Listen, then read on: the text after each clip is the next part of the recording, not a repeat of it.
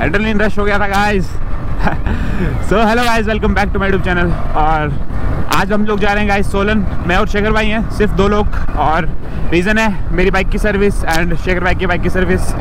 तो अभी मुगल की भी सर्विस तो ड्यू थी, लेकिन वो आ नहीं पाया आज क्योंकि उसे था कुछ काम, तो वो कुछ दिन बाद आएगा। मेरी सर्विस काफ़ी ज़्यादा ड्यू हो गई थी, मनाली जाने से भी पहले करवाई थी मैंने, तो काफ़ी चल गई थी बाइक उसके बाद। तो सोचा आज करवा ही लेते हैं क्योंकि कल संडे है और मे भी कुछ प्लान बन ही जाए संडे का, जो जैसे कि हमने सोचा है कि हर संडे को राइड कर ही लेंगे। तो अभी सर्विस सेंटर जा रहे हैं और सर्विसिंग करवाएंगे बाइक का। बाकी छोटा मोटा काम और भी है इसमें काफ़ी ज़्यादा, क्योंकि वाइब्रेट कर रही है, कहीं कुछ प्रॉब्लम्स, मतलब काफ़ी 1000 एक्स्ट्रा चल गई है शायद गाइस। तो मुझे टाइम ही नहीं मिल रहा था सर्विस करवाने का। तो फाइनली वो दिन आ गया है, तो आज चलते हैं और बाइक को चकाचक करवाते हैं। अभी बीच में कुछ इंटरेस्टिंग रहा तो दिखाएंगे, अदरवाइज सीधे शोरूम पे मिलते हैं। ये वाली गाड़ी आज भी चलती है क्या गाइस? अभी चलते चलते मुझे रास्ते में दिख गई, पता नहीं कितने साल पुरानी होगी है। इसे तो बंद हुए भी बहुत सारे साल हो गए हैं।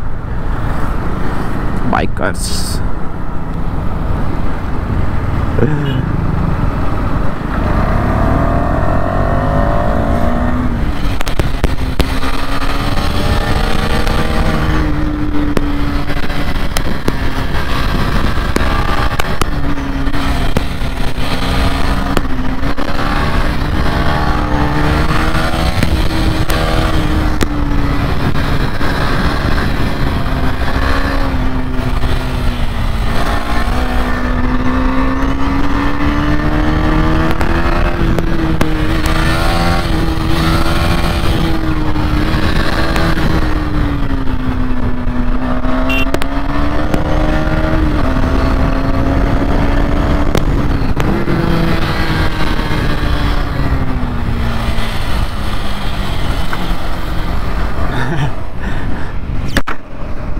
सो गाइस थोड़ा सा रश हो गया, काफ़ी मज़ा आ गया।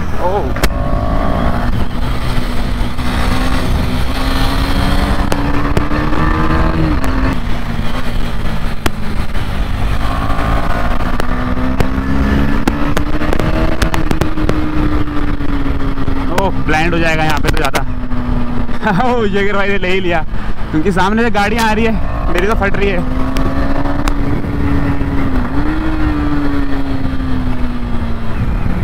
ओह भाई, इसके ऊपर तो ऐसा लग रहा है कि ग्रिप ही नहीं आएगी। ओह भाई, इस जगह की भी हालत ख़राब ही है, कब से की हुई है पूरी की पूरी, पूरा फट गया है यहाँ पे डंगा। इन पीली लाइनों के ऊपर तो बहुत ज़्यादा स्किड होता है टायर, इसके ऊपर तो धीरे ही चलना चाहिए सबको। बस कुछ ही दूरी पे है यहाँ से शोरूम। सर्विस करवाते हैं पहले बाइक्स की, उसके बाद सोचते हैं कि आगे क्या करना है। और गाइस बाय द वे वहाँ पे मे बी ड्यूक 390 न्यू वाली या फिर 250 तो पक्का है, तो वो भी दिखाएंगे आप लोगों को। अभी पहुँचते हैं शोरूम में और यह रही सामने। अब देखते हैं क्या क्या बाइक्स अवेलेबल हैं आजकल, दिवाली के टाइम पे क्या स्टॉक आया हुआ है। ओह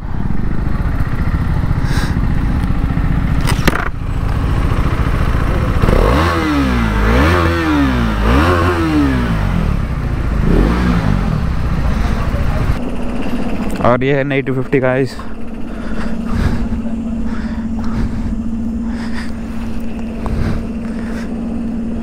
ठीक लग रही है, अच्छी तो लग रही है काफ़ी। 390 भी ऐसी कुछ ही है।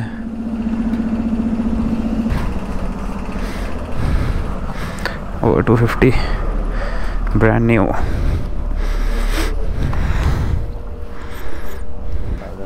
है भैया, बढ़िया भैया। हेलो भाई, बढ़िया भाई।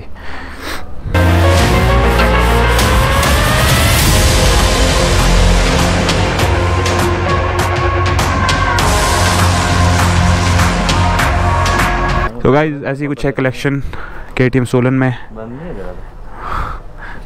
और अभी मैं आपको बाइक्स दिखाऊंगा थोड़ी देर बाद, अभी थोड़ा बैठते हैं। भाई बहुत छोटी है यार ये बकरी। पावर देखना, सेकंड गियर में 80 आती है। ये लग रही है बकरी। नहीं नहीं मीटर नहीं होगा इसका ऑन। बाकी भाई स्टार्ट करो। अच्छा मीटर नहीं होगा इसका ऑन भैया।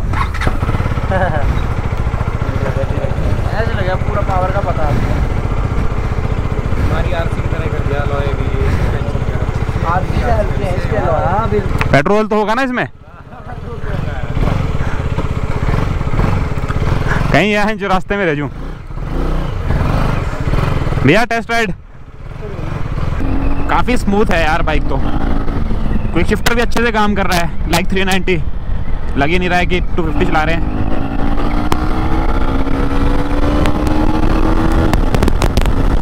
बैटरी स्मूथ है यार।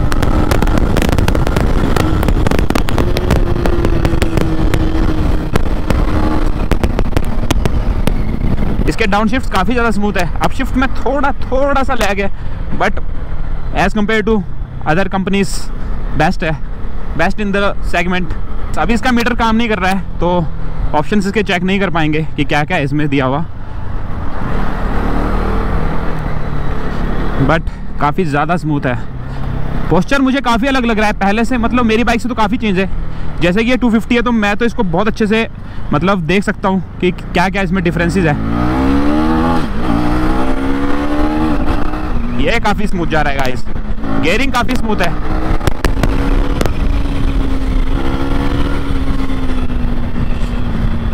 वाह ब्रेकिंग यार।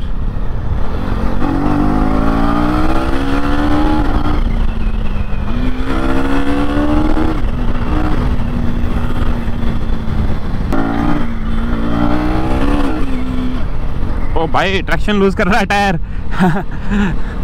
थोड़ा सा थ्रॉटल ही खोला था मैंने। पावर मतलब जो इसकी लोअर एंड है वो काफ़ी ज़्यादा इम्प्रूव्ड है पहले से,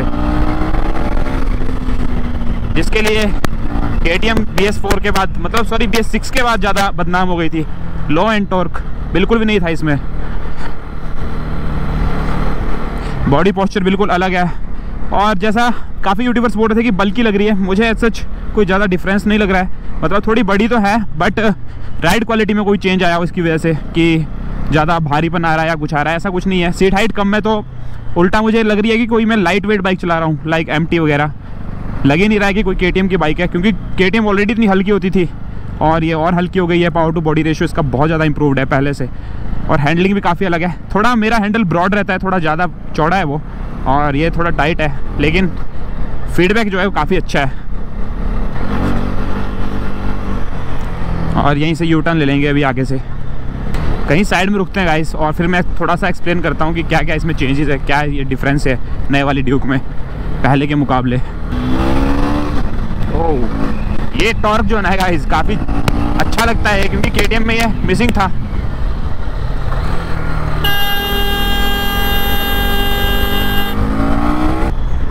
अंकल जी, और मुझे भी इसके बटन्स की आदत नहीं है, मैं हॉर्न ढूंढता रह गया, कुछ मैं दबा ही नहीं पाया, और अंकल पूरे राइट में आ गए।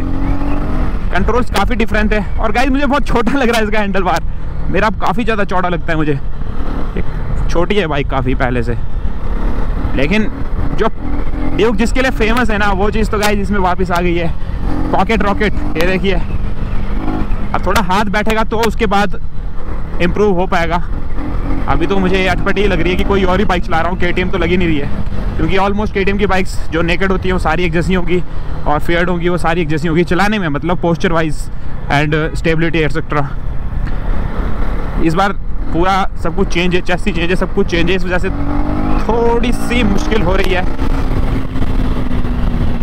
और जो ये टॉर्क मिसिंग था ना गाइस, ये जो अब आ रहा है ना कसम से, ये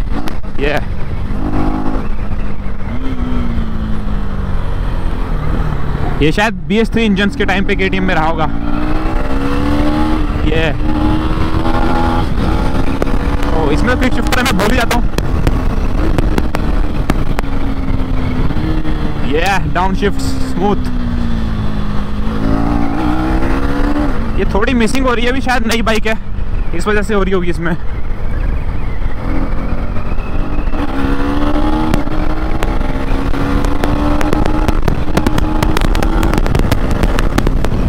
मुझे जो मतलब अपनी बाइक में मिसिंग लगती थी ड्यूक 250 में, वो क्विक शिफ्टर ही था, क्योंकि R15 में मिल रहा है R150 में, और ड्यूक ऐसा तो है नहीं कि कोई प्रीमियम बाइक नहीं है।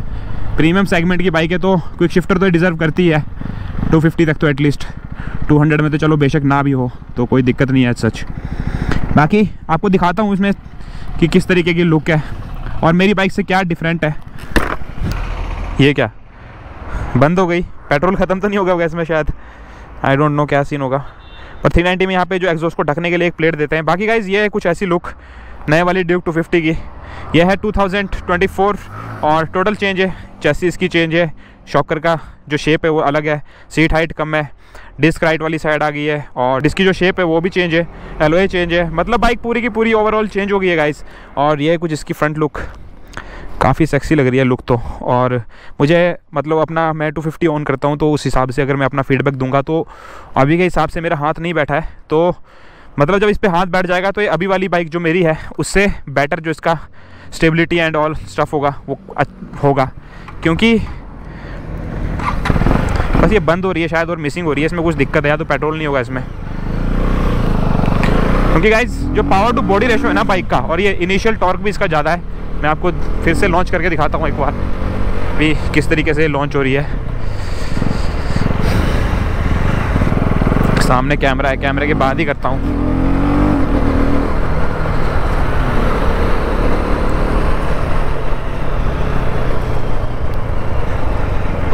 तो गाइज यहाँ से फर्स्ट गियर लॉन्च करते हैं इसका।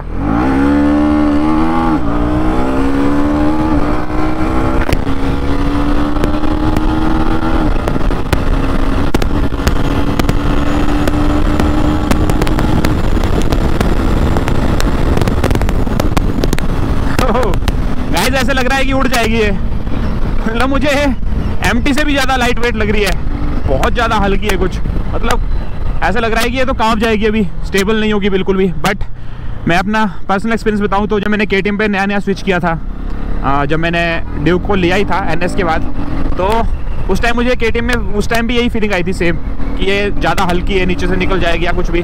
बट जैसे जैसे हाथ बैठता है तो ये KTM की बाइक्स और अच्छी होती जाती है, पावर वाइज, इंजन वाइज, हर चीज़ इसकी इंप्रूव होती है टाइम के साथ। तो मैंने ज़्यादा इसमें दिखाया नहीं कुछ कि किस तरीके से एक्सप्लेन नहीं किया पार्ट्स के बारे में, किसी चीज़ के बारे में, क्योंकि यूट्यूब पे ऑलरेडी बहुत सारी वीडियोस होगी तो अपना वो स्टाइल नहीं है। हमें बस यही चेंजेस है, बाकी कभी कोई अपना बंदा लेगा, राइड करेंगे, थोड़ा भगाएंगे, उस टाइम ज़्यादा बेटर बता पाऊँगा कि क्या डिफरेंस है इसमें। क्योंकि जब असली जो बाइक का पता है अकॉर्डिंग टू मी, वो सीधे में तो नहीं चलता है और इतनी स्लो स्पीड्स में नहीं चलता है। जिस तरीके से हम राइड करते हैं अपने रोड के ऊपर, तो corner stability and all stuff होता है, वो अच्छे से तभी पता चल पाता है जब हम अपने रोड के ऊपर राइड कर रहे होते हैं। अदरवाइज़ नहीं एक्सप्लेन होता है चीज़ की क्या किस तरीके से, मतलब बाइक का जो अपना स्टाइल होगा चलने का वो कैसा होगा।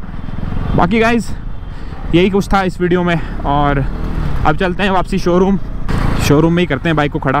कभी 390 आएगी तो उसको चलाएंगे। 250 मुझे लगी, मतलब 10 में से इसको दूंगा मैं 8 नंबर, 2 नंबर मैं इसलिए कि थोड़ा अभी मुझे इसमें हाथ नहीं बैठा है, तो वो 10 आउट ऑफ 10 तो मैं तभी दे पाऊँगा। बाकी मैं KTM की बाइक्स को 10 आउट ऑफ 10 ही देता हूँ ज़्यादातर टाइम, क्योंकि मुझे पता है जो इंजीनियरिंग इसमें यूज़ हो रही है ना गाइस, वो नेक्स्ट लेवल है यार, नेक्स्ट लेवल। जो कॉर्नर स्टेबिलिटी है, मतलब जो KTM को चलाने का मज़ा है ना गाइस, वो KTM ऑनर ही बता सकता है, वो कोई नॉर्मल बंदा कभी फील ही नहीं कर सकता कि KTM क्या चीज़ है। तो KTM का तो मैं तो फ़ैन ही रहा हूँ हमेशा, तो मुझे इसमें जो दिक्कत होती है मैं बोल ही देता हूँ, जो छोटी मोटी होती है। तो इसमें अभी मुझे ऐसा कोई बड़ी प्रॉब्लम नहीं लगी है। थोड़ी मिसिंग की दिक्कत है, ये तो यूनिट की प्रॉब्लम होगी, क्योंकि मिसिंग हर बाइक में तो आने वाली नहीं है। बाकी गाइस बाइक को करते हैं यहीं पे खड़ा, और होप करता हूँ आपको वीडियो पसंद आई होगी। पसंद आई तो लाइक करें, शेयर करें, कमेंट करें, और मिलते हैं किसी नेक्स्ट वीडियो में गाइस। तब तक के लिए बाय बाय। और ये अपनी बाइक सर्विस के लिए लगी हुई है, हो गई है डन।